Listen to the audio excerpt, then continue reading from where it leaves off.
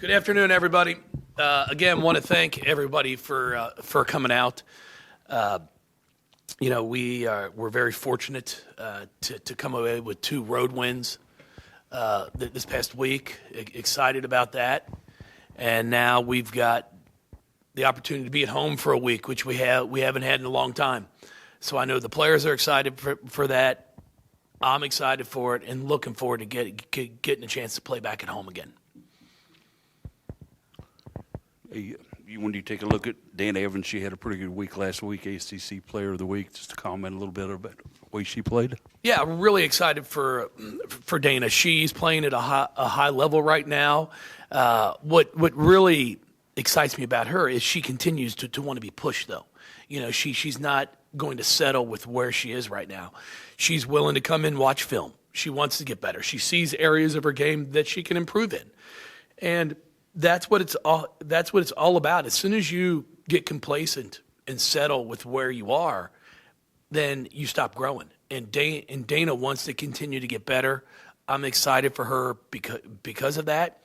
And if you've got that type of mentality, you've got a chance to not only have a great season, but a great career, and then hopefully play after this. Is this the best you've seen her play? It's the best stretch. Yeah, it's the best stretch that I've seen her play. She's starting to score more efficiently.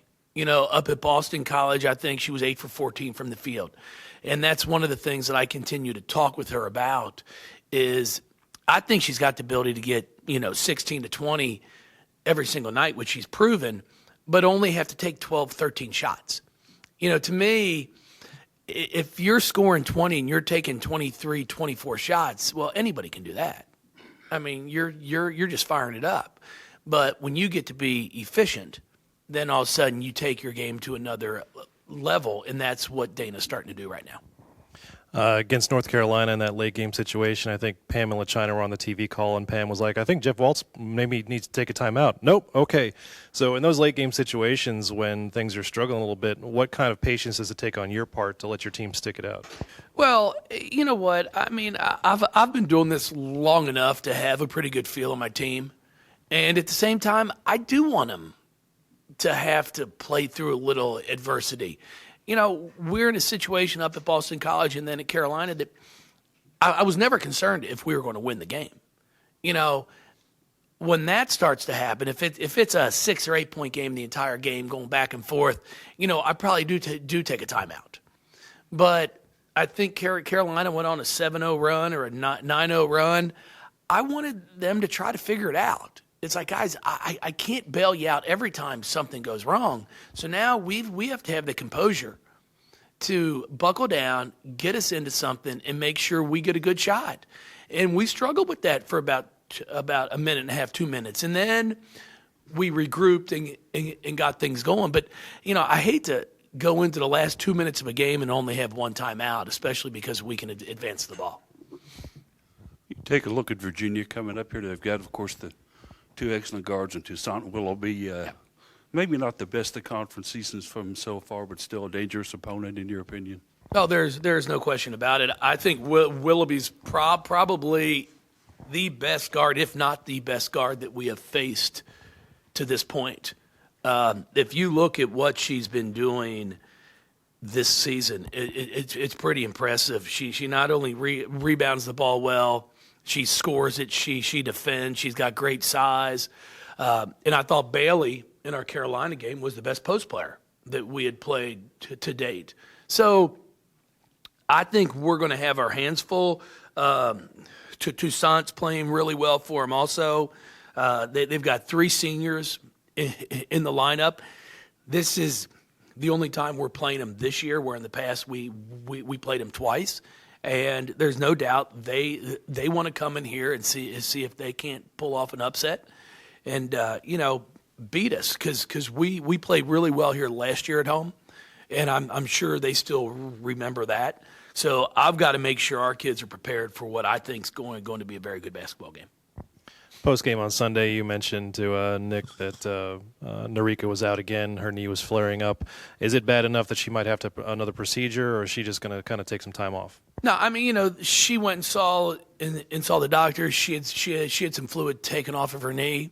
And she says she's feeling good right now, but I'll still give her she will not play these next 3 games for sure. If she could play at Notre Dame, if she's feeling well enough, great, but I'm not planning on her doing that. But then hopefully she'll be able to play in the national team game because I know she really wants to do that, at least for a few minutes. And I want them to do that. I want all of them to have the opportunity to be a part of that. And then we'll just see how it goes from there. We're sitting here right now. We've got 3 or 4 of them that are out with the flu. So we're trying to keep them quarantined and then make sure we keep the ones we've got healthy. Coach, obviously Dana can shoot the ball really well, but how much better does it make your offense when she's able to kind of get in the lane and score inside that 3-point line as well? Well, no, it's really important for us, and that's one thing that we have talked with her about. She's really been working on trying to score in small spaces. So when she gets by someone, instead of taking that extra dribble and all of a sudden now she's got to shoot a step back, being able to rise up as soon as she gets past a defender or off a ball screen and score right there, in the paint. Not where she's always got to go to the rim to where now you're trying to score over a post player. But, for us, when she gets out there and starts distributing the ball to start off, like our Clemson game, it's probably the best game I'd seen her play was our Clemson game. Because the first 4 minutes, she did not take a shot. She was getting it to Elizabeth Balagoon, getting it to Kylie, just getting it to the people that were open. She was doing a remarkable job of facilitating. And then everybody started worrying about everybody else. And she knocks down 7 threes, I think, in the first half and didn't take a shot, I believe, the first 4 or 5 minutes of that first quarter because she showed that, hey, if you just focus on me, I'll get at the others. And that's the area that I think she's shown the most growth in. Super Bowl Sunday, of course, you have the U.S. Women's National Team coming in here. How are ticket sales going toward that? I just got an update. We're up over 6,500 right now. It's about a 2,000 increase over the past 2 weeks. So, like I said, I'd love to figure out a way to get 10,000 in here. I still think it's doable. We've got about a week and a half to get that done. But just, if you're a basketball fan, it doesn't have to be a women's basketball fan, but just a basketball fan, to be able to witness a national team. And I really believe probably 8 of the 12 are going to be on the Olympic team come July. You're getting a chance to see some of the best players in the world. And then we've got Angel McCoughtry coming back. I mean, I can confidently say Angel kind of got this run going, for us over the past 13 years. And what a better way to say thank you to someone than to come out when they get the opportunity to play and have 10, 12,000. Just a simple thank you, because she's really excited about it. I've talked to Angel several times. And, she's like, God, you think everybody still cheer for me? Now that I'm on the other team, I told her I think she'd be all right. But hopefully we can do that. I'd love to, a minimum of 10,000, I'm hoping. But I'm going to be out pushing it. I'm going to be on the radio and TV as much as I can, just trying to get everybody the information in front of them. It's $10 single ticket, or if you buy 10 or more, it's considered a group for $7. There's lower bowl seats still remaining. There's not a bad seat in the lower bowl. And then once that goes, then we'll move up to the mezzanine. The balcony, whatever it's called. What's the terminology they call these things? The mezzanine, and then those priority seating right up there before we would consider opening up the top. But if we could get that lower bowl completely full, and hopefully we'll get a lot of suite holders to come out. It's like I said, it's 2:00. You can't eat enough wings from 2 to 6. I mean, come out, enjoy a ball game, and then after the game, when you get home, eat and drink as much as you want. Yassine and Mikasa have been getting a lot more minutes lately. One of the things you've talked about with them is the contribution they're going to give you, but you want to see that improvement in their offensive and ball handling games. Are you seeing that level of improvement that you'd expect? Yeah, I've been really impressed with both of them. We need that consistency from them for us to really be as good as I think we can be. Yassine, has really had a great ACC season for us to date. She struggled a little bit in the Carolina game. I just thought she tried to do a little more than what she had been doing. She works so hard without the ball that when she gets it, she's open.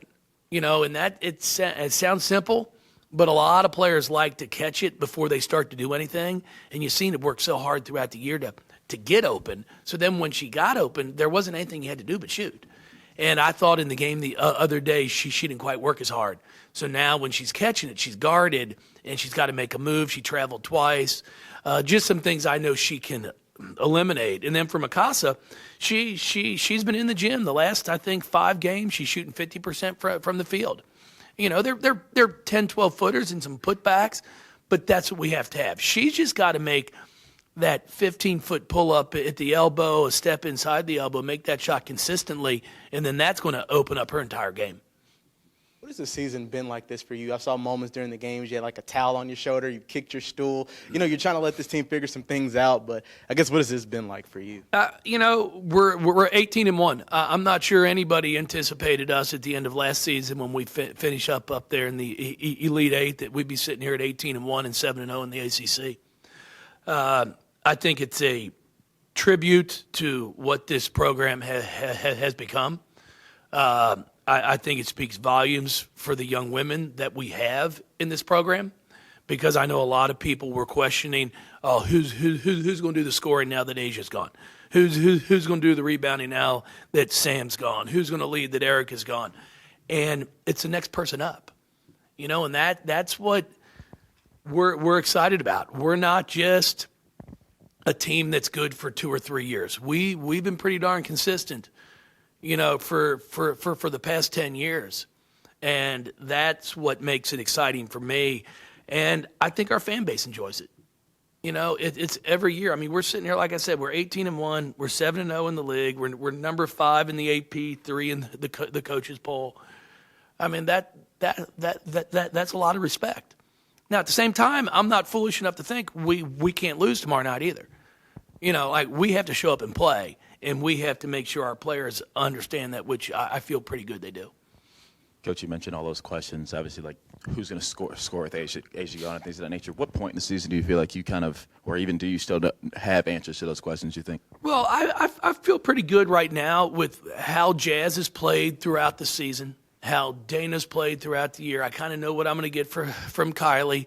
I was really excited about what Liz Dixon did on Sunday. I think she's starting to show some signs of growth. Her and Elizabeth Balagoon, it's their freshman year. And that's what I know. They played a year in college. They played in the ACC. They did this. They did that. But this is truly their freshman year. They're learning an entirely new system. There's a lot of expectations that come along with playing at this program, and I think they are learning those, and they're kind of learning to accept those. So we're having players that are stepping up, and now I kind of know what to expect from them. I've been really pleased with Bianca Dunham. Bianca at the defensive end is as good as anyone that we have on the floor. She not only guards her man, she helps off on the guard, she helps her post partner.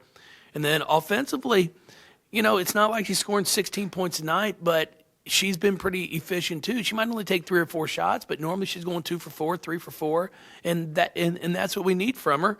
And more importantly, she's stepping up and knocking down her free throws. If Sam Purcell is Uncle Sam, what iconic American figure does that make you? Man. If Sam's Uncle Sam, we got problems. I'm not exactly sure on that one. It's a great question. I'll have to sleep on that. But, the one thing I love about Sam is he's always willing to be involved in anything we do if it's trying to market our program.